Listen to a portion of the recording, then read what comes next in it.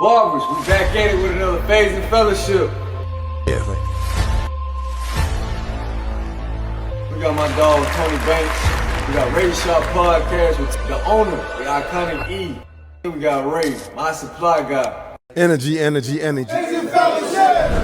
What do you say? How do you say? I'm just about to see another day. I go by the name of Terror the Barber, and this is Razor Sharp Podcast. Today, we got the Godfather of barbering. I got some notes here. We got the industry leading barber, entrepreneur who created Exotics Beauty product line. Also the man behind the Hair Battle Tour, co-star of the Cedric Barber Battle, and the man who had blazed the scene from magazine covers to Billboard worldwide with his amazing talent of his haircuts, his design, and his grooming capabilities. We have the OG of OG, New York native, coming his way from Jamaica. Gotta let that be known. We have Right. Curtis Smith in the building. Salute, my brother. We thank you for coming on board, man. Appreciate you, bro. Letting the new generation. So the whole point of Razor Sharp Podcast is the bridge a gap between the young and the older generation of barbers. And there's Right. I love to get the OG story so that their Lex story Brown. is What's never up, Lex not Brown? told. Okay. You know what I'm saying? Uh-huh. So we thank you, my brother, for coming on board. First of all, who is Curtis Smith? Okay. Shoot. Who is Curtis Smith? I'm a barber. I'm a father. I'm a mentor to a lot of people. Shoot. I'm a product manufacturer. That's my full-time job now. I'm just a person who's trying to enjoy the couple of moments I get to be on this earth, basically, and be productive with it. You know what I mean? So when I leave, I can look back and say, you know what? God didn't waste his time with me. That's amazing, my brother. How long you been cutting hair? It's funny. I just had another interview earlier this morning. I had to rehash that information up. 39 years. 39. I'm 41, bro. So yeah. Uh-huh. Salute to that. When you was 2. That mean you were born in like 89, right? I was born 84. 84. Oh, yeah. My daughter was born in 88. So yeah, okay. I got kids your age, bro. Salute, my brother. Yeah. You still looking young though. I don't know what you're doing, but you're still looking young. Thank you, man. I'm only 54. I'm not 70 yet. You know what I'm saying? I'm only 54. But I just started early. I started early. I've been cutting hair since I was 13. I started in the first barbershop when I was about 18, I would say, 18. So I've been going, you know what I mean? And in New York, you don't have to go to barber school. In New York, you could be an apprentice. So I was an apprentice to the barber that I looked up to my whole life. And, I watched him while I was in a chair the whole time. And then after I was able to be old enough to work in the barbershop, I went back to him and I told him, look, at this time I was playing college. Well, what happened was this, right? Just to give you the full story. I was in school. I was going to college, right? I was playing football, but I'm 5'5", right? So when I go from high school being one of the better players to go to college where you got the best players from high school playing college, not the whack players. They don't make it in college, right? So the best players from high school playing college. Well, I was one of the best players in high school. I got to college. I was playing with all the best players from their schools, right? So the competition steps up every level. Just like when you leave the college and you go pro, it's like a whole nother level of the best people from college is playing in the pros, the best of the best of the best, right? Yep. So when I went to college, I went to a school that was known for having a good football program, and I went there because I really thought for some reason that I was going to get a scholarship, right, for football, right? I really loved the sport. I played all through high school. I was all American.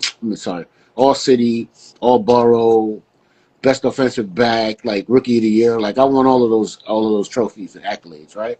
So I thought, like, okay, I'm going to go to college. I'm going to get a free education. I know I'm not going pro because there's no pros that's 5'5". So I wasn't taking that, right? But I was saying to myself, I could play in college though. So I thought I was going to get a scholarship. When I didn't get a scholarship because I was messing around with, I'm in the hood, we hanging out, we doing stuff, and high school kids walking down the street with a 40 ounce. You understand what I'm saying? Yeah. Before football practice. You know what I mean? So you know, we weren't that focused, but we were good. You know what I'm saying? Yeah. So needless to say, my grades took a hit. You know what I'm Okay. saying? My grades took a hit, and I had to go to junior college, you know, just to try to bring my grades up. So that's what kind of messed up because I had schools that were interested, but I didn't have the grades to go with it. You know what I'm saying? So, you know, that's why I went to junior college. And then after 2 years of junior college, you know, I had been cutting hair since I was 13.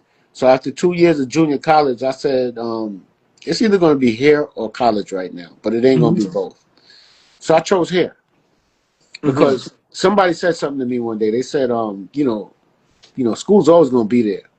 And I said, you know what? That's a good way of looking at it. But my clients ain't always going to be there. You know, I had to work to build this up. So I was like, let me focus on this. You know, and then at that time, I was making more money than both my parents. So, you know, for me, it was an obvious choice. You know, you can just build up now. You got something going, build. You know what I mean? You know, I was 18 years old, bringing home over $1,000 a week back in the 90s, early 90s. You understand what I'm saying? Like, that was a lot of money. That was like 4,000 right now. You know what I mean? So I was doing pretty good. And I was like, okay, I'm going to focus on this. So I decided to open my own shop. Me and my, you know, at the time, one of my closest friends, Kid Capri, the DJ. Okay, you know, the Kid Capri. Yeah, I was cutting his hair one day. He's one of my close friends. I was cutting his hair one day at Rosie's Barbershop. Shout out to Rosie, Marble Hill Unisex. And this was my second barbershop job. And I said, you know, yo, I'm cutting hair in this place every week, and I got money saved up, and we don't have no barbershop in our neighborhood, so I got to come down all the way down the hill to cut hair at the barbershop in another neighborhood. So I was like, yo, we need to have a barbershop in our neighborhood that's for us. You know what I mean when I say that. So he's like, yeah, cool. So I opened up my shop. You know, I had a salon, and I had a barbershop. I had, you know, stylists, barbers, everybody was doing their thing. It was a beautiful thing. You know, we had celebrities from all over. We had the Knicks coming, we had everybody coming. It was just a beautiful thing. Right. And this actually segues into the whole thing about how I got with the celebrity barbering thing. You know, Kid Capri was my first like celebrity, right? But you know, I had people like Teddy Pendergrass that I cut, like you know, Larry, you know, cats from the Knicks, a couple of cats from the Knicks. You know, I'm terrible when it comes to names sometimes. I swear, yo. But you know, Charles Oakley, those guys. You know, what's his name? Vince. What's not Vince?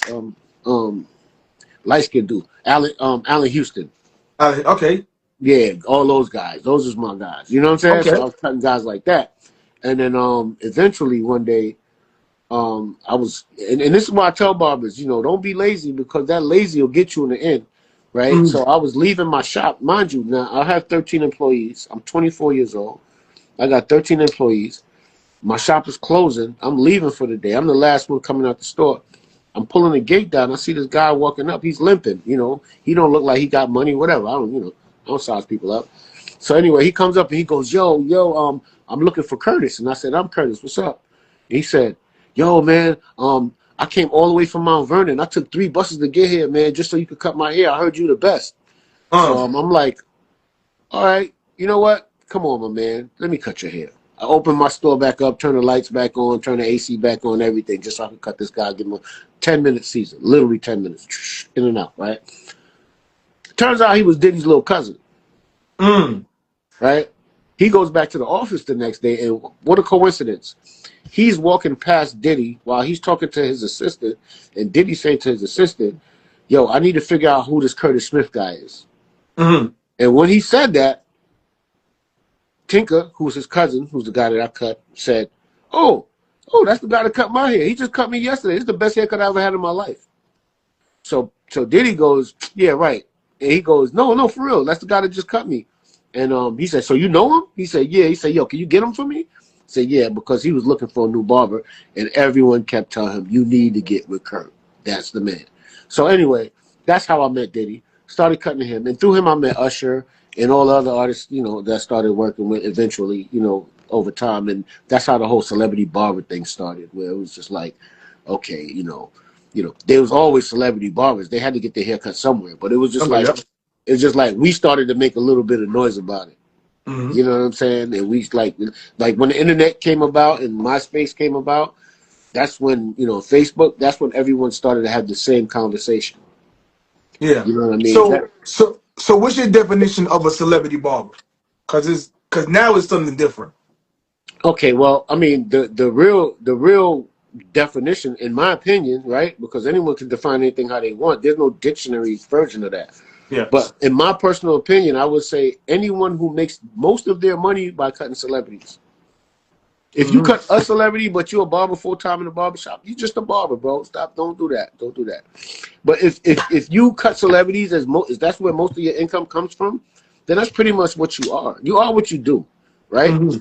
So if you work in a barber shop all day, but you cut one celebrity every now and then, you're not a celebrity barber. You're a barber that cuts this guy who happens to be famous. That's a fact. You understand what I'm saying? It doesn't change anything, right? And even when you become a celebrity barber, which I think is retarded anyway, but when you become a celebrity barber, right, now it's a whole different thing because now you're dealing with a different type of clientele, right? It doesn't change anything about the barber himself or herself because you're still the same person. It's just who you cutting now is, you know, you're admired because people want to cut those people. They don't even know if you're making $100 or $20 for the haircut or if you're doing it for free. They just, and a lot of that comes from clout chasing. And that's the reason why I don't really like, I don't know, like you know me for a while, right? You don't know me for posting up celebrities. Like I cut a lot of people. You have no clue that I cut because I don't want you to know. Like these people have privacy. You know what I mean? Some of these people are, I can't get around it. But some of these people, you know, and I only post. Somebody giving them a call. Yeah, the calls keep coming. I only post pictures or videos. But if you can't just scroll down and then put it on Do Not Disturb, I'm gonna keep calling you.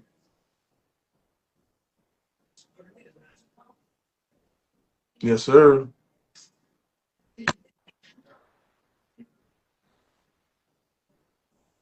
Oh, right. So, so where was I? I lost track of where I was.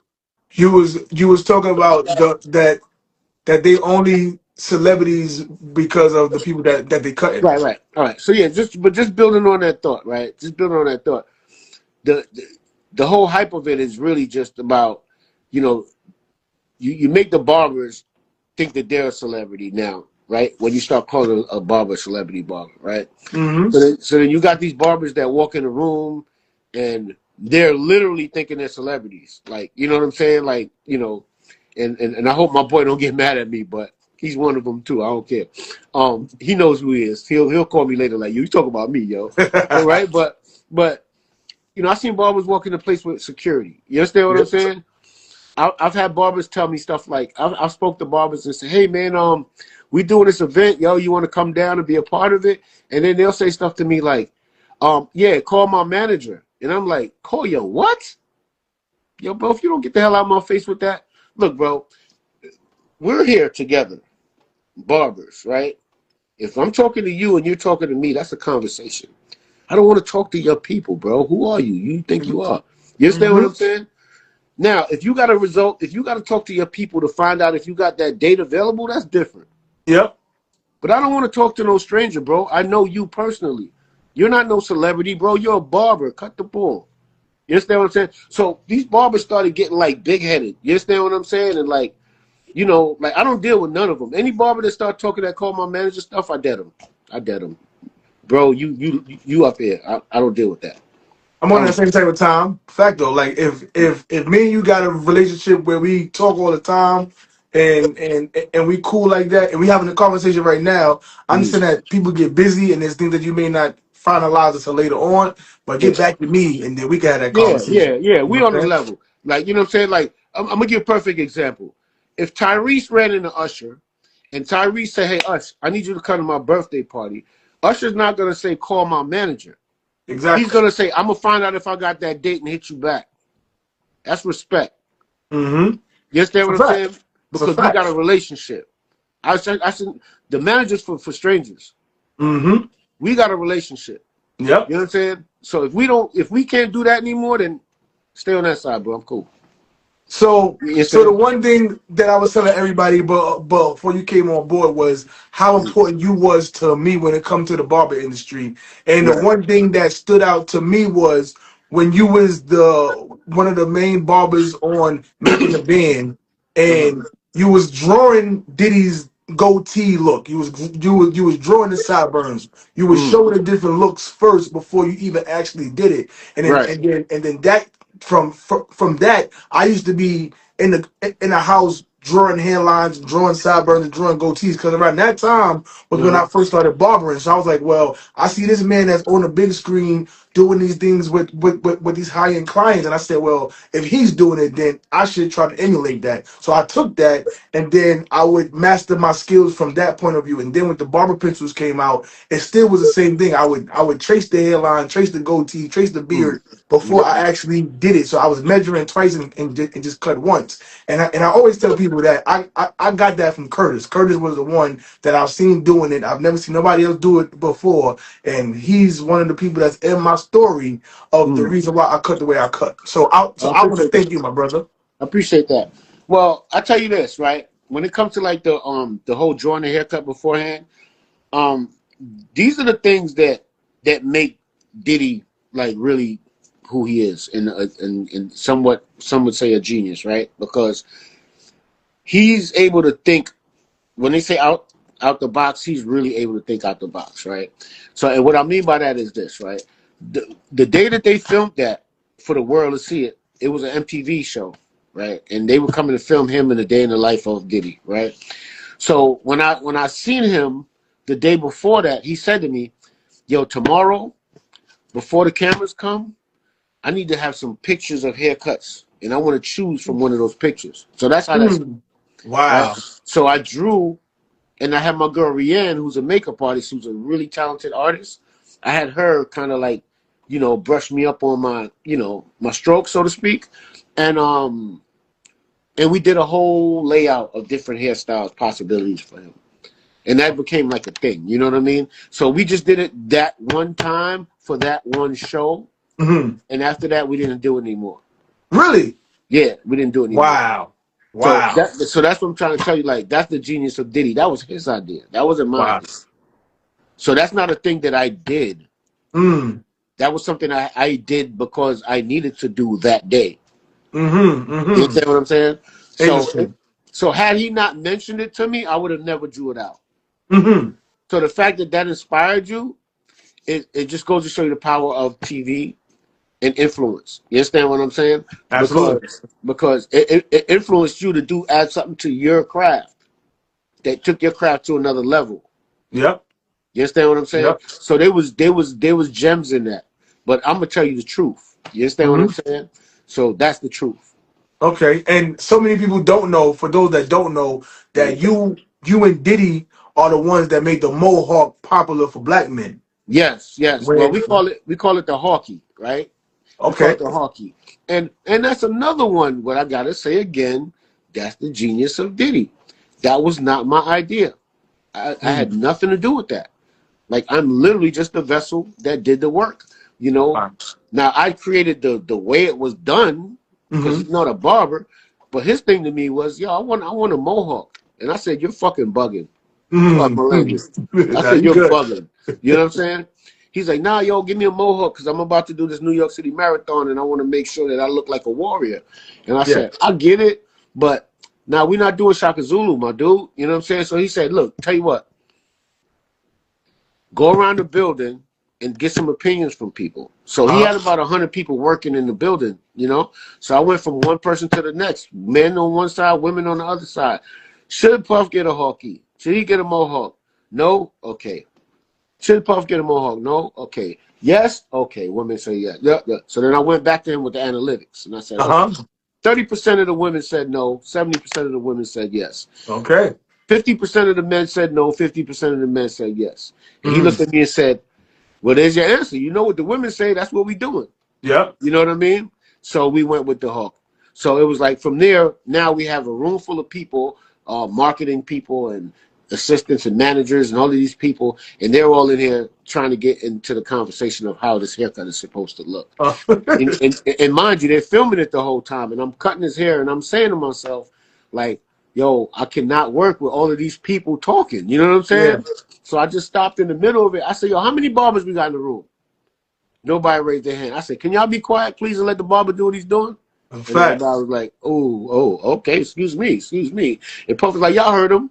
And I was like, woke him up, and then he got in the mirror. He said, yeah, I'm ready now. You know, so it was one of those things like, okay, I'm not going to give you a hard mohawk. I'm going to fade it out. I'm going to put a hairline on it. I'm going to do something with it, but I'm not just going to give you that raw thing. You're going to look crazy.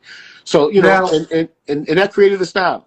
Now, did you ever see the mohawk faded like that? Because even the Mr. T was a blunt line shaved on the side, and I don't recall anybody else having a mohawk. No, I've never seen it. So that's the reason why I did it.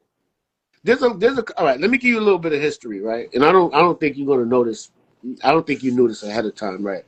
I know I get a lot of credit for, like, you know, being like a you know, what you call a groundbreaker, or, you know, pioneer. Yep. Okay, but I'm gonna give you some stuff you didn't know. Mm-hmm. Okay, so in 1992, right? 92, I went down to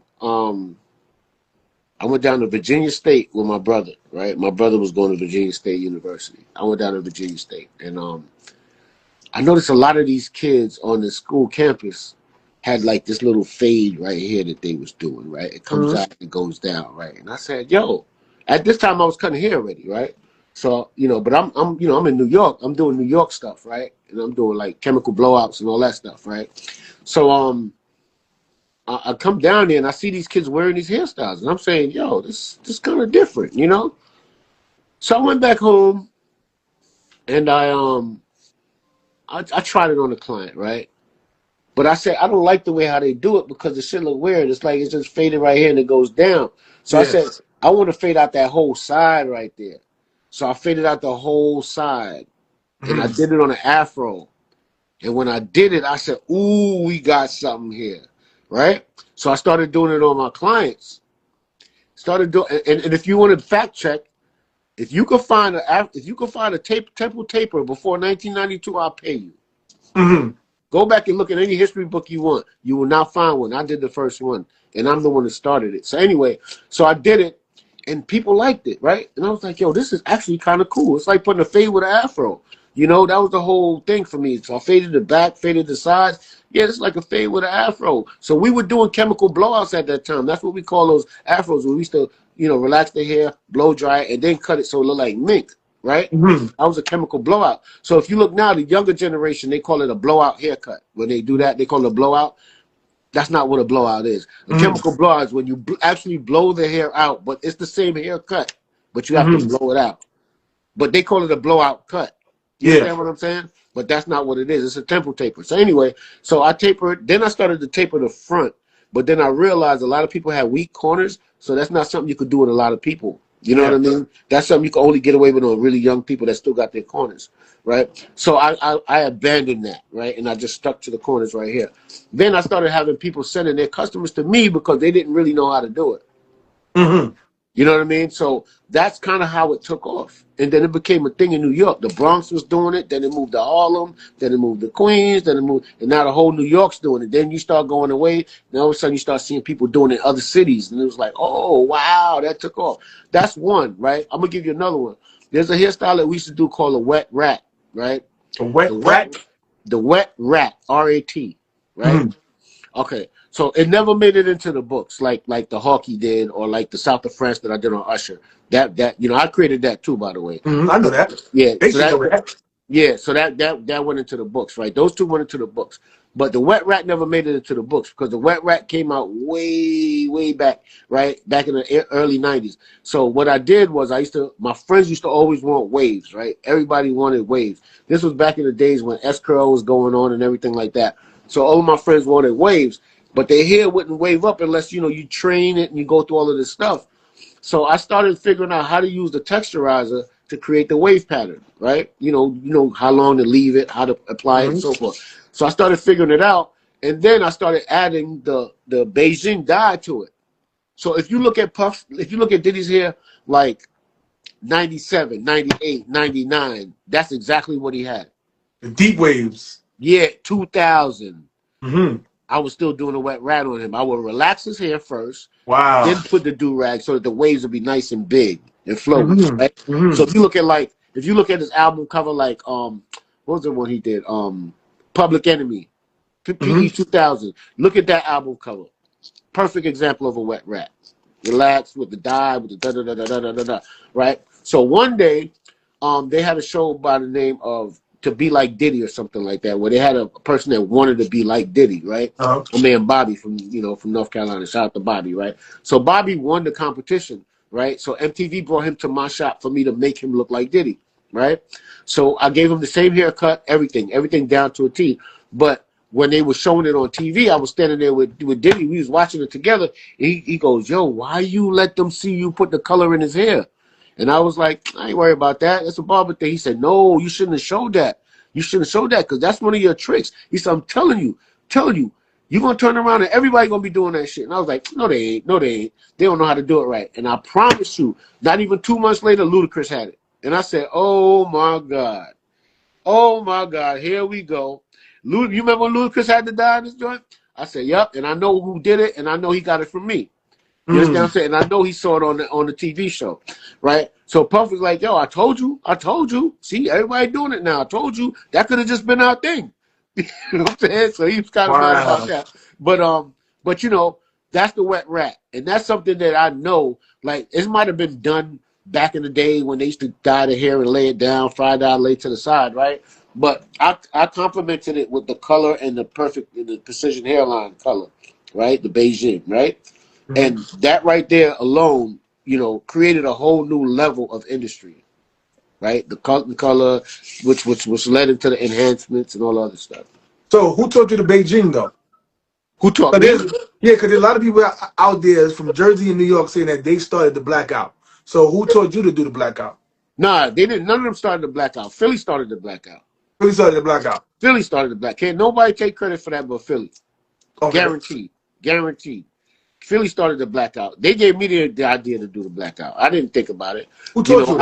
I just the first time I applied it trial and error. Mm.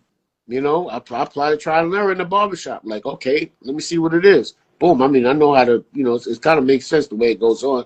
So I did it. It worked. And it was like, oh my God, this is perfect. People love. I can show you, listen, I can show you, there was a poster in the barbershops, right?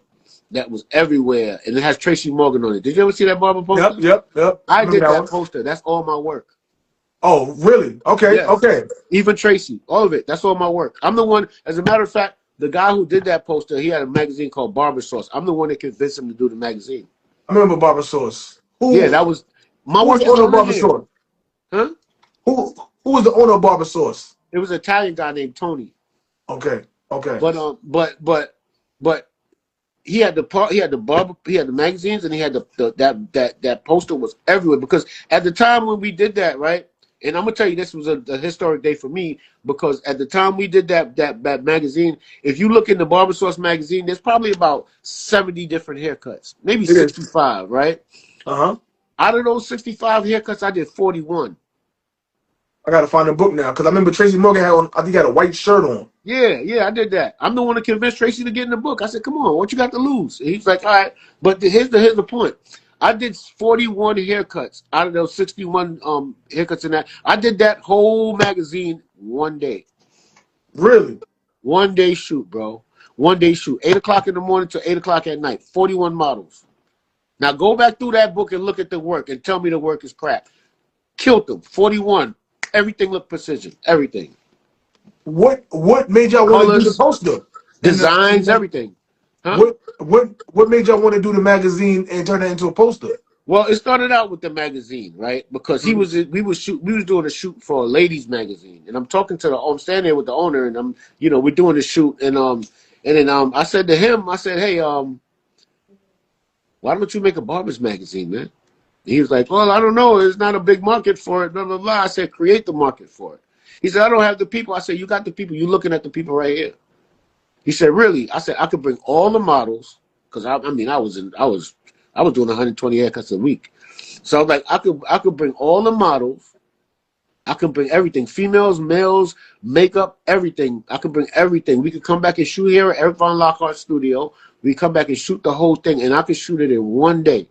He said, you're going to do a whole magazine in one day. I said, I promise you I'll do a whole magazine in one day. Wow. So he called my bluff, and I said, okay, let's get it going.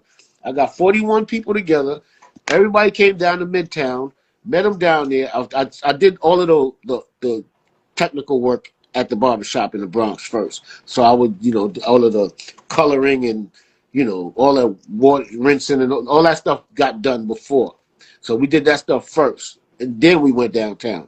And downtown is where I did all of the touching up and finishing up and, you know, sculpting. And I had 2 assistants that was just, you know, doing like the stuff I didn't feel like doing. You know what I mean? And I knocked out 41 models. And like every 15 minutes, I was sending somebody. Every 15 minutes for like 10 hours straight. That's amazing, bro. Because I remember that poster. That poster was one of the posters that people are choosing the cut that they want right now. And every barbershop had that poster. Yeah, yeah. Yeah, that poster's everywhere, bro. Like, and I did another one too, but you know, I didn't have his distribution, so I wasn't able to get it as popular. You know, but I made it just. It was just, you know, it was just time for part 2, and you know, I just did it. I have a couple of celebrities on there too, like Gary Sheffield, Prize from the Fugees, some of my regular clients that I was cutting, and I put them on there. It was a cool poster. You know, the idea was good. I think the execution could have been a little better, but you know, that, you know, it's growing pains. You know, you live and learn. But yeah, so those are some things that people have no clue where they came from. I'm the one that started them. And if anybody wants to call my bluff, please do, and bring me some pictures. You know what I'm saying? Like, because it's not possible. But yeah, it had to come from somewhere. You know, and then after all of that, you know, we started the team, which was, you know, Team Exotics. You know, going through the years, we started Team Exotics back in like 2010. You know, which I started with my boy DC the Barber. That's my brother from another right there. You know, DC the Barber, my girl Christina Goree. Yes, sir. Christina Goree, that's my girl. You know, that's family right there. Those 2 right there, like ride or die. You know, my man Pacino's was down with me from day one. You know, Jesse Lima. You know, Danny Amorum, Success Addict. You know, Chico Boom, Keelan Bilal, Terrell Styles, Carmen. You name it, man. I got a whole crew. We got about 40 people in our crew, Team Exotics. You know what I'm saying? And the good thing about that is that I feel like that platform was created for a reason. You know, the Team Exotics thing was to move the industry forward, right? To give inspiration. Shout out to Major League Barbers, because Major League Barbers gave me inspiration. You know what I mean? My man Nuri West and his team gave me inspiration. When I saw them on stage and I saw how it looked like and it felt like a movement, it moved me, you know. So I said, I think every crew needs to have a team, and they all need to come out, and we all need to do stuff together, you know, and celebrate each other, you know. And when we first started doing social media, think about it. Everybody was posting each other's work, but if you look at social media now, nobody posting each other's work no more. That's a fact. That's a whole Everybody fact. clout chasing and posting their own stuff. It's like my world. You know, and everybody else is, you know, just a bystander. And it's like, that's not really community building. And I'm really big on community. Like, my friends are my friends. Like, you know, my friends come to my house. They can stay there if they want. I don't care. You understand what I'm saying? Like, you know, go in my fridge. I don't care. You know, like, you know, those are my friends. You here for a reason, bro. Like, you know, as long as I know, you know what I mean? So, you know, and that's it. It's all about community building. And that's the reason why we started that team. And I promise you, to this day, everybody, Jay Majors, all of us, we're all still in contact with each other. You know what I'm saying? And by the way, look, you see the names I said, right? Yeah. I could keep going, right? But what I could tell you about those names, you know, George Sierra, you know, so many people, man. I don't want to forget nobody. But the point is, all of those people, if you look at them now from when they first, you know, when I first met them, transformation, bro. Yeah. Transformation. I'm talking about like, leveled up. Yeah. Yeah. They went from a face in the crowd to moving industry, ownership, movements, you know, management, you know, executives, whatever, right? Yeah. You know, all of the major Clipper companies, we run them. There's a Team Exotics member running every major Clipper company right now. Think about it. That's a fact. You know what I mean? We got Chico Boom at JRL. We got Kenny Duncan at Andis. And we got Danny Moore, Success Addict over at Andis. Yep.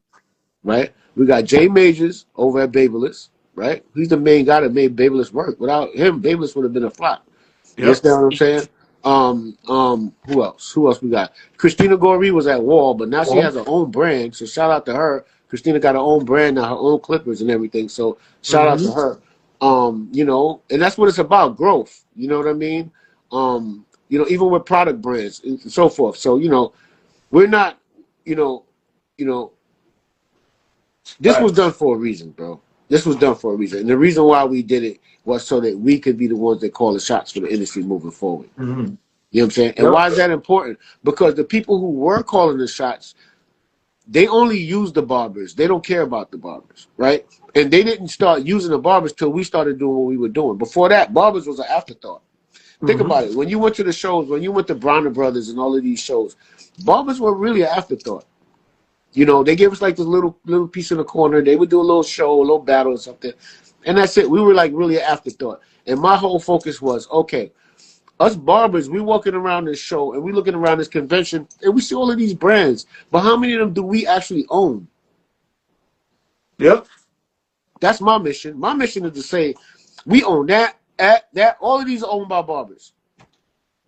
That's beautiful. So what came first? Was it the Sweet Jamila or was it the Exotic Tours? Sweet Jamila came way before the tours. Okay. Because That's the what. tours was kind of like a way to promote Sweet Jamila. Okay. Okay. You know what I mean? When you think about it, but along with other things and other bars, it was a tour. The tour was just a platform to let everybody know that look what we're doing. Look, you know, we're doing something positive, right?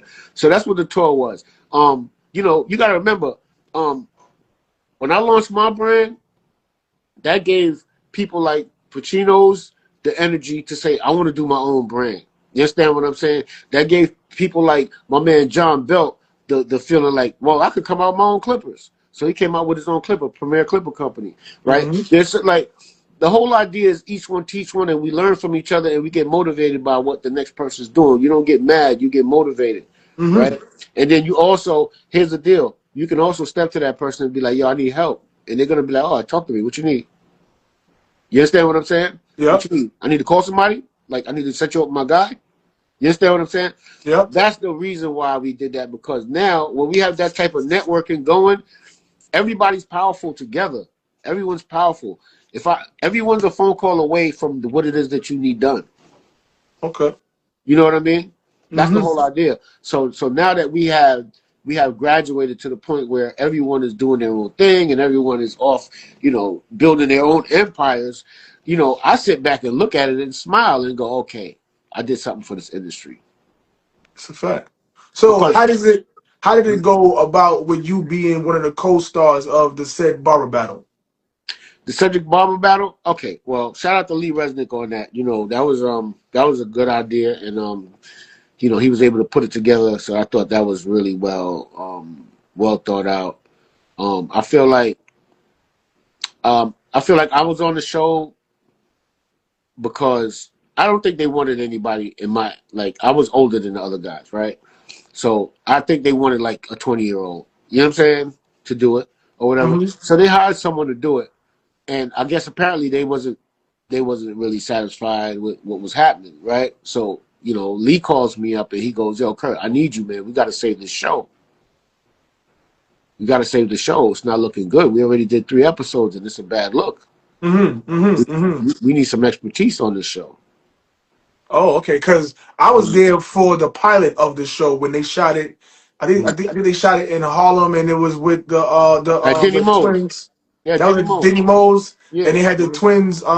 Nina Sky was the host for that. So I was able to see the behind the scenes. I was able to see how the production was made, and then once it got greenlit, and then it was on TV, everybody talked about it. I was like, "Oh snap! I can't wait to see what they came up with," because I was able to see the behind the scenes of it. And, you know, so it was cool. It was cool. Yeah. I mean, it was a good experience. I tell you what, though, if I ever have the opportunity to shoot another barber show, I at least know that you can't show it on a Monday night. You understand what I'm saying? There's no barbers in the barbershop on Monday night. So what happened was the show was doing really, really well, right? But it was on Fridays. everybody's in the barbershop Friday. Friday at 8 o'clock, prime time barbershop. You know what I'm saying? Mm-hmm. So the ratings were through the roof. Mm-hmm. You know, we were beating out some of the other shows that have been there for a long time. And then the minute they moved it from that Friday to that Monday night, crickets, and it just killed it. Didn't even make it through the whole season. I remember when they switched because I was so hyped to watch it on Mondays. Go home and watch it, and then when they did change it, it just left you thrown off. Like, you know what I'm saying? Because we used to Yeah. watch it in the shop and be so prideful Mhm. that something was being shown of our industry. You know what I'm saying? Exactly. And the barbers can relate. You know, Mondays you taking care of stuff. You run around with your family. You ain't really think about no, you know. So it's just, you know, Monday Night Football. Like, you know, you got a lot of competition on a Monday. So, Mm-hmm. you know, Mm-hmm. it's not, you know, it was at 9 o'clock, exactly the same time Monday Night Football come on. It just was, you know, I don't know. Yeah. It's just, you know, Cedric the Entertainer, you know, he did the best he could. Let's put it that way. Yep. You know what I'm saying? Because he's not from our world. He knows nothing about barbering. You know, so picking a host that knows nothing about barbering, he better just at least be funny. Yeah. You know what I mean? Yep. And I feel like he struggled with that too. So Absolutely. you know what I mean? So I think those were the downfalls of that show. I think it was good intentions.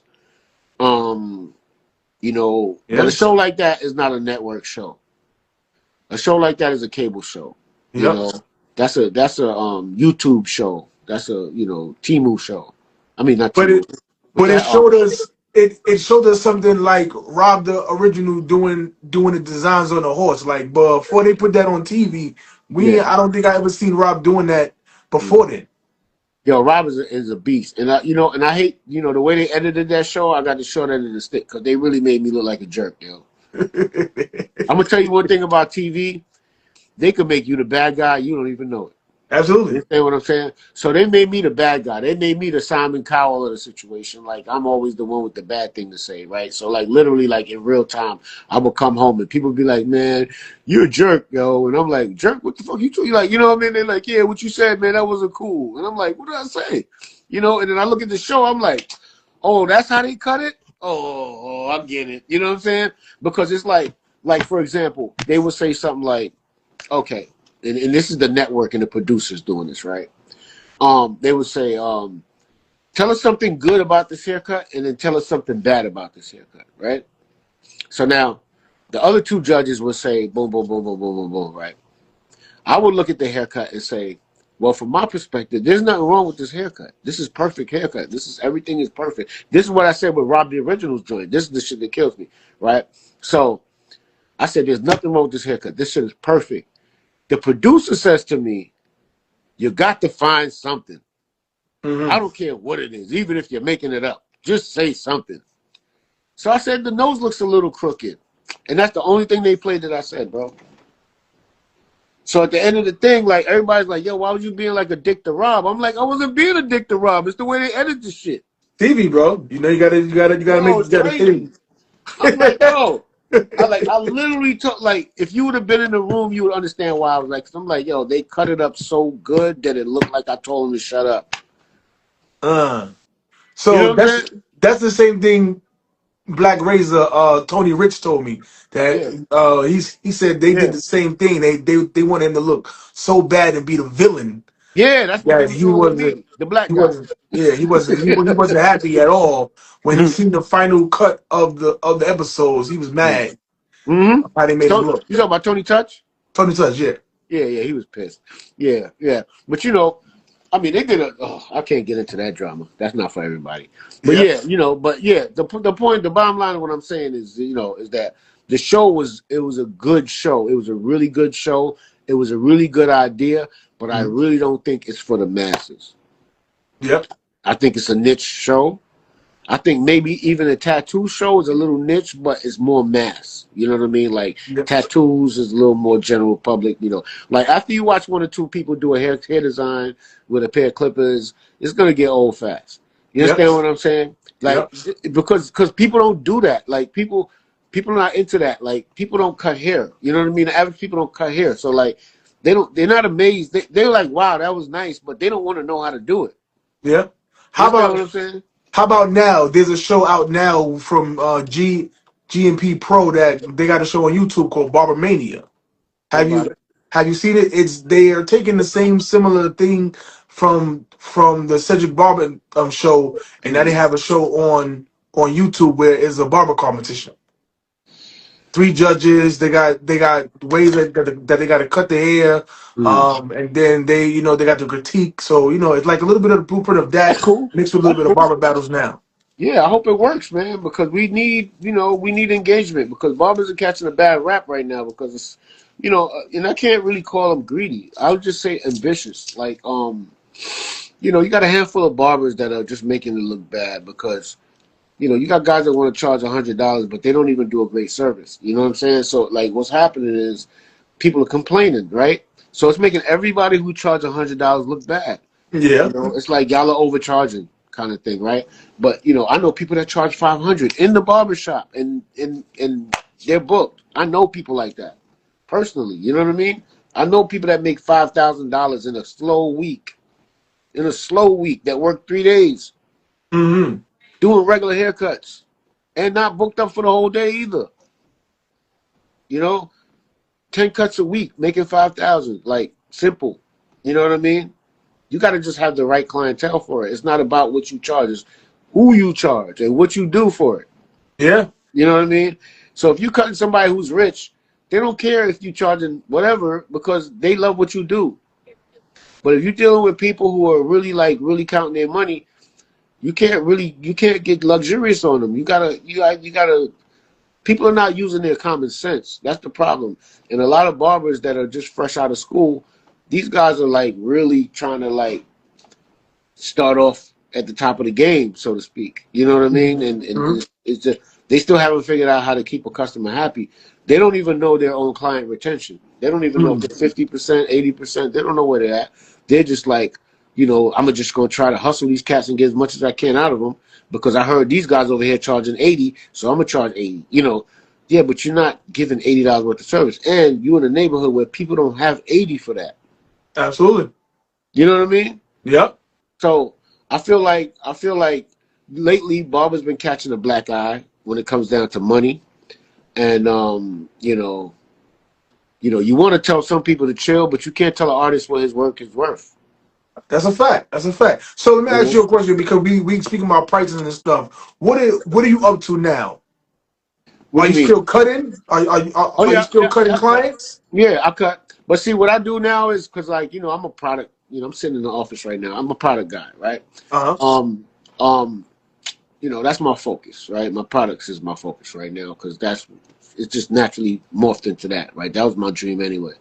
So, so the people I still cut are my friends, like cats I knew since elementary school. You know what I mean? And some of them I know don't have it, so I just charge them $50. But I only cut them because they come to my house and I cut them in my house. You know what I'm saying? And like we hang out and we spend time together. Like I'll cut them at 2 o'clock. They don't leave till 8.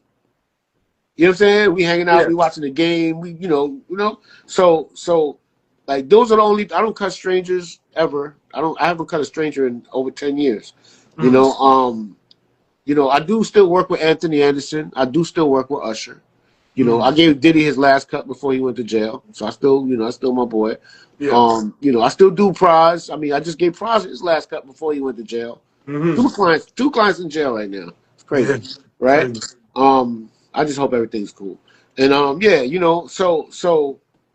and they're my Now, friends. They're my friends. Now you So speak about that because I was excited to see you being one of the last people, and I know that you're a genuine person. One of the right. last people that didn't feel like he could be around before he didn't know what was going to occur. If it was going to be good or it was going to be super bad, right? But Mm-hmm. I was like, I can't believe that Curtis was called because he had another barber that's been cutting for a few years. Right. Right. Um, and I was Yeah. like, but at the end of the day, you know who you need to call. That's real genuine. That's gonna be able to keep it a buck with you. And he called you to do that. Why do you think he Yeah. did that? Yeah. Man, we got history, man. Like other cats cut his hair, but we're friends. You understand what I'm saying? I'm not saying he's not friendly with anyone else, but I mean we're friends. Like we got 20 years in. Me and him done have fist fights. You know what I'm saying? Like we're friends. We done fought other people together. You know what I'm saying? Like we're friends. You know, like all the crazy stuff. Like I was there. You know what I'm saying? Yeah. Like we're friends. You know what I mean? So you know, I don't turn my back on anyone I call a friend. And I feel like you know, barbering is one thing, but people are people, right? And you know who's a real person, right? So when he's going away to prison or wherever, he's thinking whatever's going on, and he calls a person like myself, it's purely friendship, right? Because when I went down there, it's funny. Let me tell you a story. When I went down there to cut his hair, I got my bag on my back. You know, I'm ready to go. I get there and I see him, and he's like, and I'm like, yo, you ready to do this? You know, well, first I dap him up, right? And I'm like, what's up? You know, da da da. And he goes, yo, I don't need no haircut. I just want to see my boy before I go away. Mm. You know what I'm saying? And then he gives me like this 30-second hug, like, you know, you know what I mean? A Yeah. lot longer than usual. You know what I'm saying? And for me, it was like man, I know you're going through some shit right now, bro. You know what I'm saying? So like, you know, however I can help. You know what I'm saying? And we hung out for the day. We hung out, we went bike riding and shit, and you know, just downstairs, putting a few in the air, stuff like that. And just talking business, you know, we was talking about doing some things together, whatever. And and then the next day I came back down and cut his hair. Mm-hmm. You know, and then we was chilling, hanging out. Then the kids came down, and you know, I watched some kids grow from babies, man, since they were born. So you know, kids came down, it was good to see them. And then you know, we went to a restaurant. I couldn't find parking, so I said, yo, I'm out. And then maybe like 5 hours later, I'm watching the news and he's getting arrested. And I'm Wow. like, damn, yo, damn. You know, because we had some plans, we had some things on the table, you know. So when that happened, I was like, lifing, boy. You Yep. know what I'm saying? That's lifing. But you know, he'll be all right, man. I mean, look, right now he's public enemy. You know, I don't even want to talk about that shit. Yeah, For of real. Yeah, course. But I yeah. definitely appreciate you for even speaking on that because those are one things, you know, I've been asked to cut people for their funerals. I've been asked to cut people Mhm. for, you know, the most important days of their lives. And people are always going to reach out to the real genuine one that they respect and they have a good relationship with when Yeah. it's the good or the bad. So the fact that I saw you on that Netflix special, it was just something that I was happy to see one of my New York natives that's still in the game that's being used for something that's good. Yeah. So as far as the product line, right? Because I was hip to Sweet Jamila was one of the first products Uh, that I was put on to your company with, and I was getting those things in, and I was telling them to all my customers I was getting into the shop. One, I'm a fragrance guy, so when it comes to the fragrance, as uh, long as you smell good, that's yeah. my first thing. And the Okay. fact of the consistency, it didn't have my waves popping, and then you had all of the celebrities from Loon Mm. to Usher to everybody that was showcasing the product. I Mm-hmm. said, everybody needs to have it. So Mm-hmm.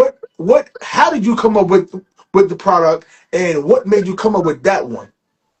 Okay. All right. So Sweet Jamila was, you know how they say necessity is the mother of invention? Mm-hmm. Okay, cool. So I went to a hair show and I met a gentleman who had his own product company. He basically, hold on, let me see what time is it? Oh shit, I get it. Yeah, in his product company, I'm good. Right. So in his product company, and it just turns out he kind of looked like me, right? So I say, hey bro, like this is your company?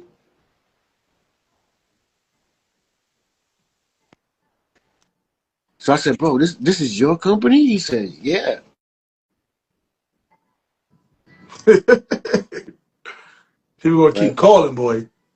Yeah, that's the business number. So anyway, right? Probably a customer wanted, I don't know. Anyway, so what was I saying? So I lost my point, man. This thing threw me off. You saw about how you saw somebody at a hair show with a product line and he looked like you. So Yep.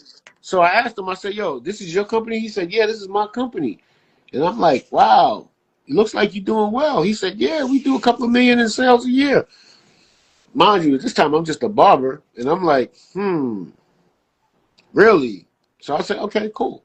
Took the stuff home. Oh my God, loved it. Smells so good. right? That's the first thing that got me was the smell. I was like, wow, this is incredible. So everybody in my you know, at this time I owned a salon barbershop in the Bronx called Ebonice, right? Me and Kid Capri, business partners, right? So I used to use I'm not gonna say who the product is because I'm gonna say something not so good about it in a second. So Uh-huh. so we were using this product and it smelled really, really good. But what would happen was we did a lot of weaves, like a lot of women's weaves, and they would put the product on the scalp and stuff to keep it from drying out, whatever. Well, anyway, the product after like 4 days, the smell would change. Like if you start sweating, you know, the sweat would make it change the smell. So women would come back and go, this stuff is starting to stink in my head. So that's where my mission came from. My mission came from, okay, they already love this product, but it's making their hair smell after a couple of days. Mm-hmm. I wonder if I can make a product like this that doesn't make their hair stink in a couple of days. And that was how my journey started. So I created this product. And when I first created it, it wasn't natural. It was actually made with petrolatum, which is like what the store brands use, like the stuff that's no good for you.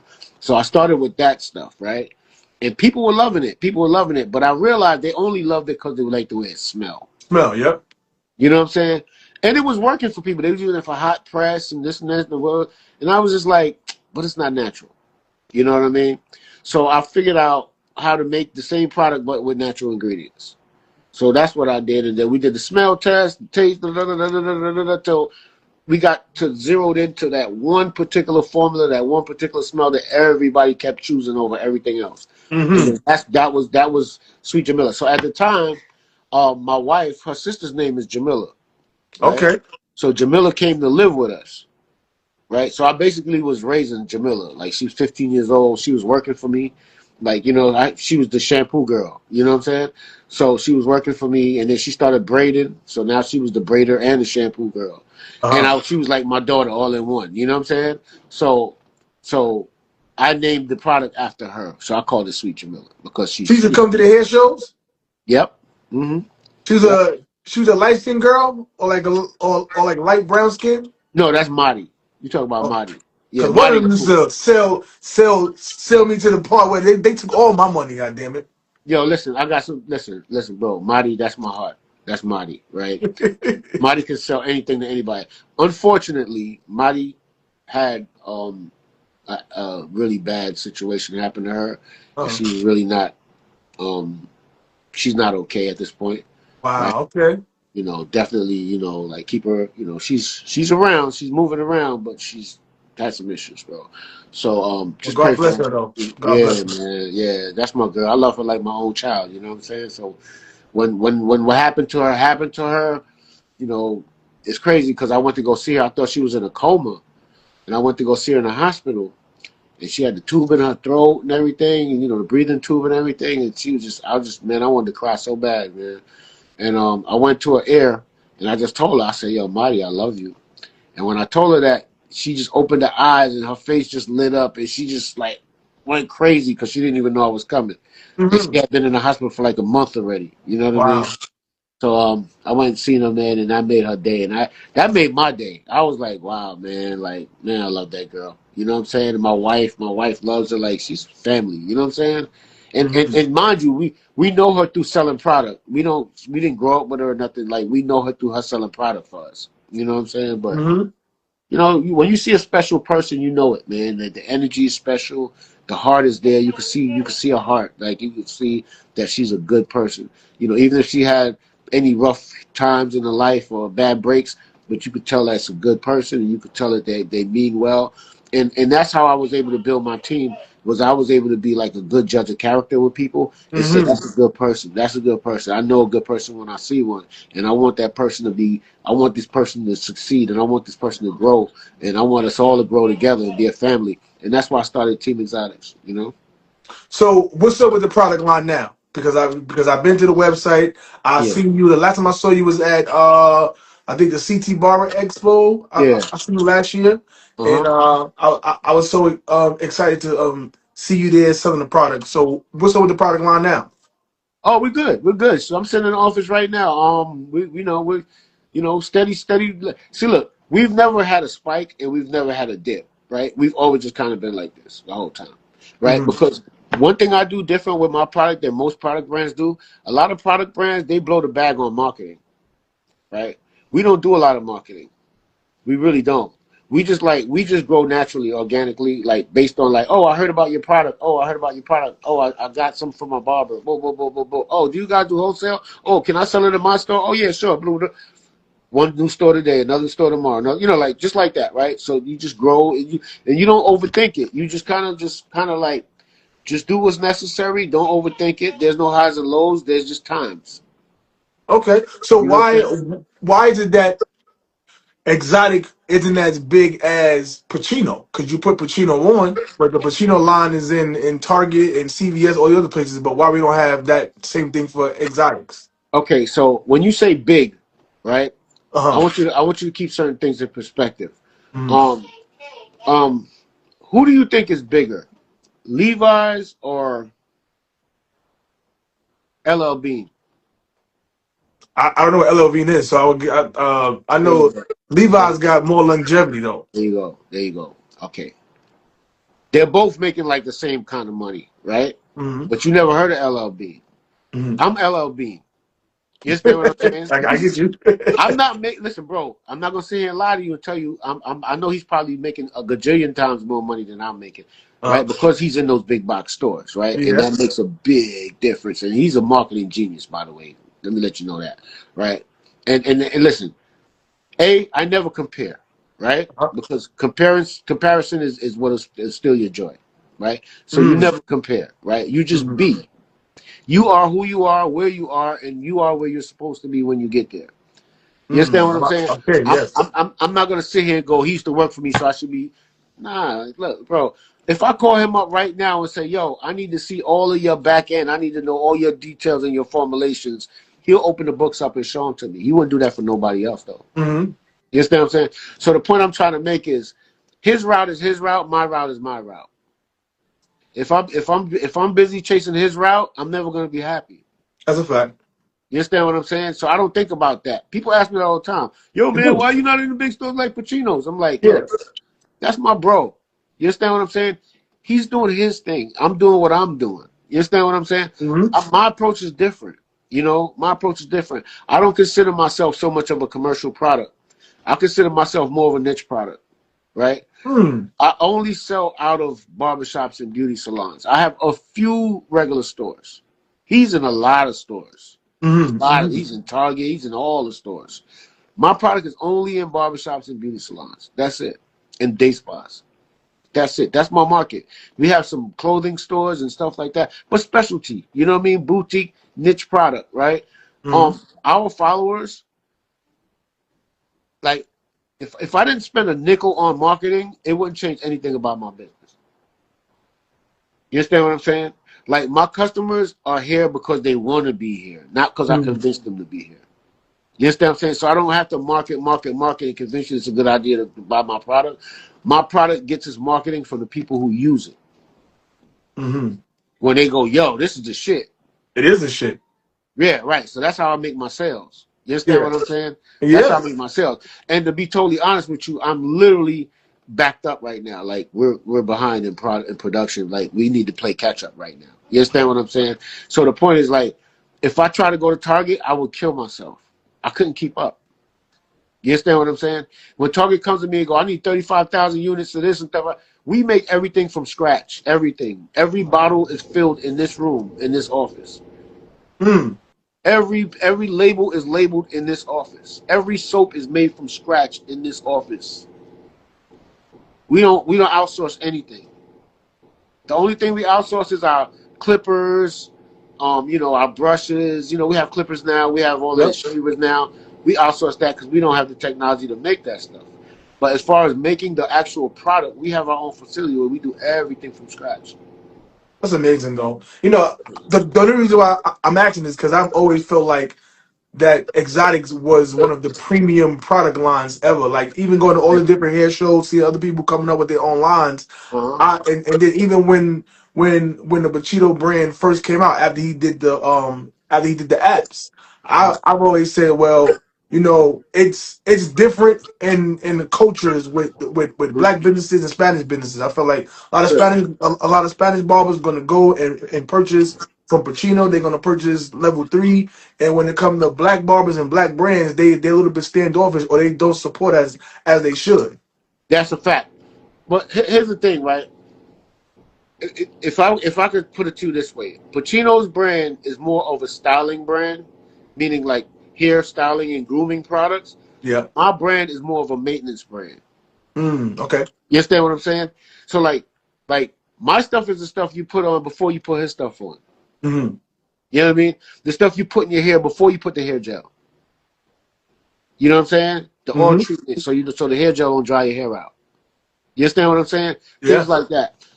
We make soap. You know, we make soap. You like my brand is a lifestyle brand. You know, so my focus is like from the time you wake up, you go in the bathroom, you take a shower, you shower with my soap. We have the soap bags that you use. Boom, boom, boom. You come out, right? Okay, you brush your teeth. We have nothing to do with that. But you wash your face. We got facial soap, right? You have to shave. We got a whole shaving line, and we have the shavers to go with it. You understand what I'm saying? You got a beard. We got a beard grooming set, right? It's more maintenance products. This is the stuff you put on. Like this is more like this is. I make products for myself. Like what do I need for me? Mm-hmm. You know what I mean? Except for the beard products, right? Everything I make is because I want it for me. So I make it first for my family, and I take it home, and then we use it for a couple of months, and then based on how we love it at home, then we'll make more samples and give them away. And then if people love the samples, then we'll consider making it a product. So that's our process. Like, I get it. We don't go to somebody and say, okay, give me your best hair gel formula. We figure that out from the first ingredient to the last. We do trial and error. You know, so it'll be like, it's been times where I've gotten certain complaints about a product, right? It's a little bit too this, it's a little bit too that. Well, guess what? I got 3 complaints that's a little bit too thick. Let me go look at it. Okay, it is a little bit too thick. I know I could go back into my books and I could go into the formulation. I can go into the formulation and I could change one little thing about the formulation just to adjust that problem, and the next batch will go out perfect. Right? But if I have a manufacturer, I can't do that because the manufacturer got his formula and he sticks to his formula. So it's a lot more process trying to tweak, if you understand what I'm saying. So we're able to tweak batch by batch to get that perfect zeroed in thing. That's the reason why people love our product so much, because it's been way too much trial and error. Like we've got all the feedback and we adjust every little thing based on the feedback. So we don't even get complaints. All we get is 5-star reviews.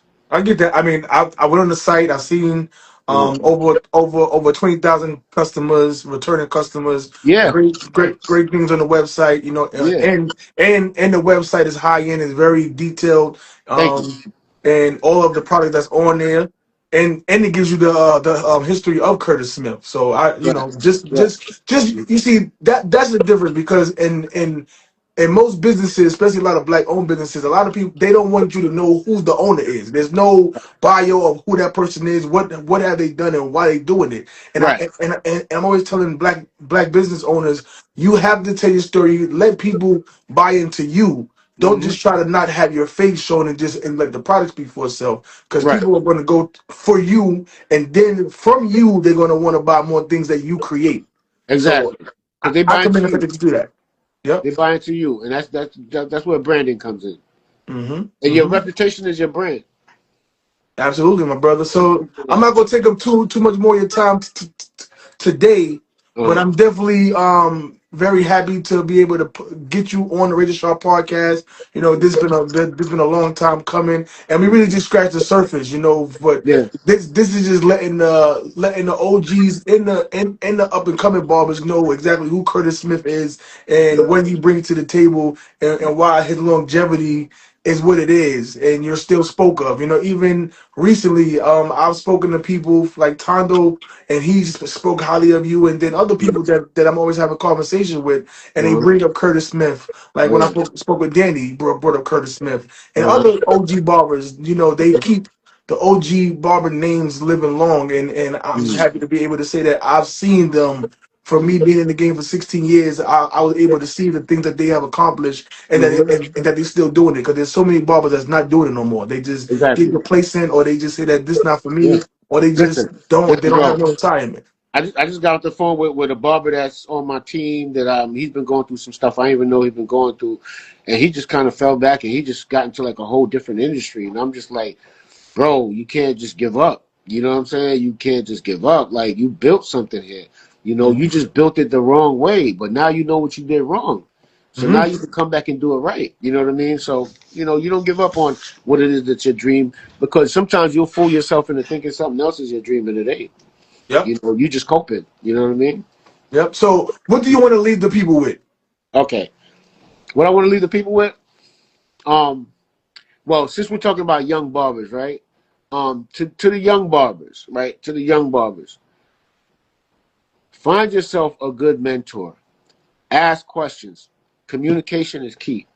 Only a crying baby gets fed. If there's something you need to know, you need to talk to somebody. You need to talk to somebody who's been there before.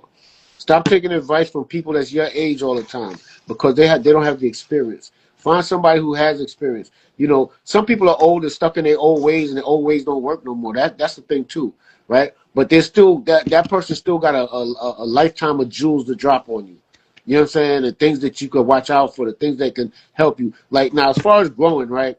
You know, the way things work now, you can't expect somebody that's old that don't even know how to use a computer to teach you how the new world is working. You can't expect that. But what you can do is you can go to them for general information, general stuff. Like, you're not going to teach me how to get rich because you ain't rich, OG, but you're going to teach me how to not get jammed up. You're going to teach me the little pitfalls to look out for that you wish you'd have looked out for.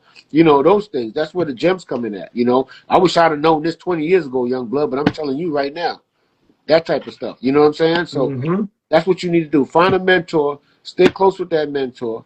You know what I'm saying? Have respect for that mentor, right? And he's going to give you everything he got to offer, and it's going to be a shortcut for your life. That's all I can really say. Well, I thank you, my brother, for leaving those kind words, those informative words for the listeners. That's gonna be one thing that I'm gonna definitely chop up to put out there, because that's what's needed, you know, and Yeah, getting advice from a mentor and from an OG, somebody that yeah, has experienced some things that others haven't yet, and that's how you get further yeah. ahead of your career, by learning from somebody else. So I want to say thank you for coming on board Razor Sharp Podcast Live Experience today. Yes. We're going to keep making sure that we lift your name up, with in the Raptors, with the OGs of the barbers. You know, you one of the OGs to me, Al Millions, That's my Kamon point. Rue, Diddy Mo, and Oh, yeah. that's just to Yeah. name a few. But you're in that class of excellence, and Thank you, let me man. salute you, my brother. Thank you, thank you. Oh yeah, and Denny Mo's my OG.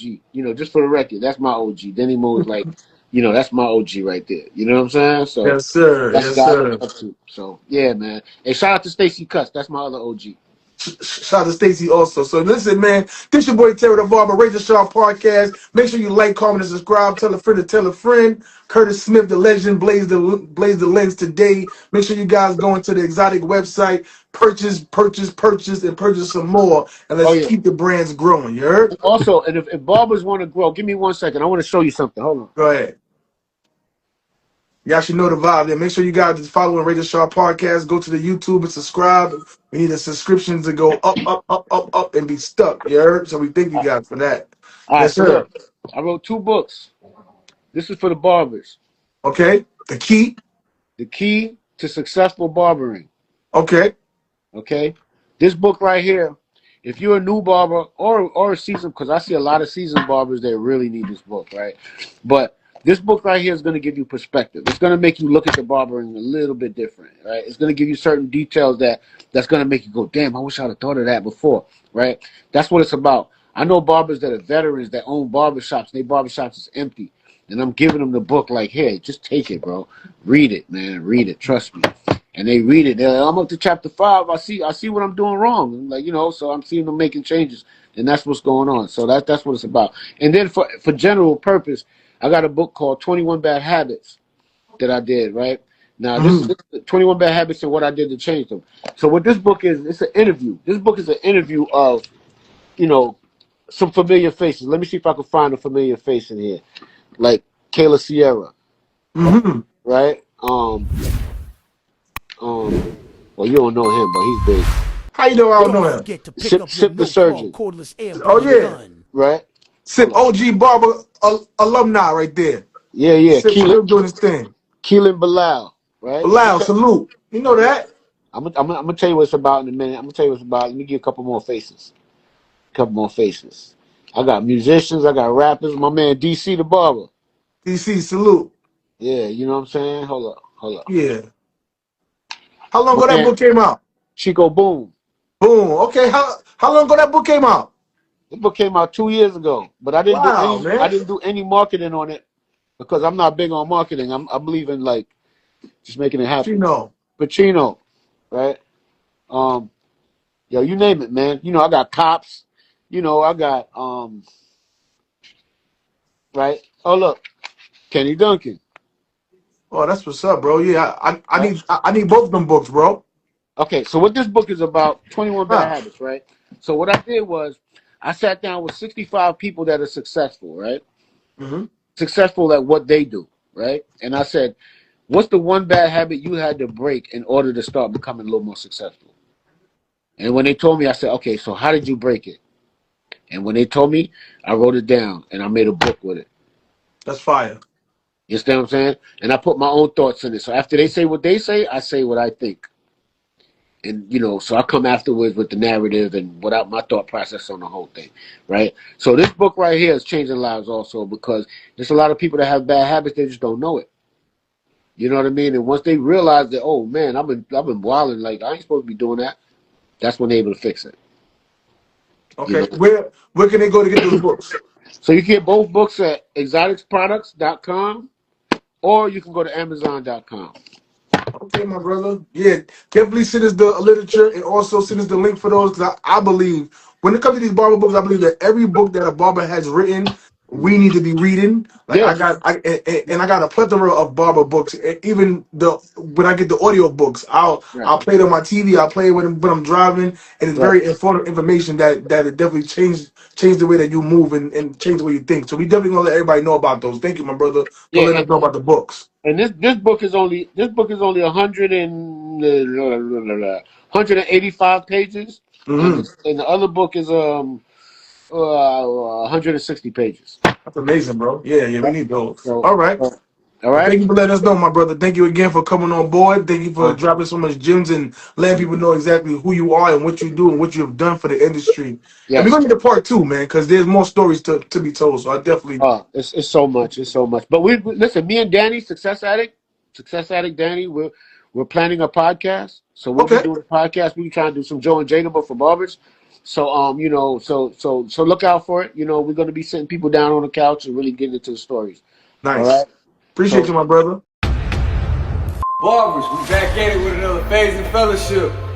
Yeah. We got my dog Tony Banks. We got Razor Sharp Podcast with the owner, the iconic E. We got Ray, my supply guy. Energy. Phase and Fellowship.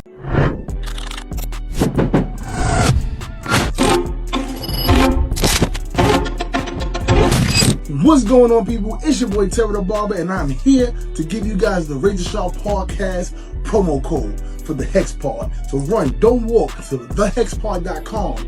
Select your purchases. Go to checkout and put the code RSPC10 to get 10% off in complete purchase. And any orders that's $300 or more gets free shipping. Go to thehexpod.com, put an RSPC10, and save some money.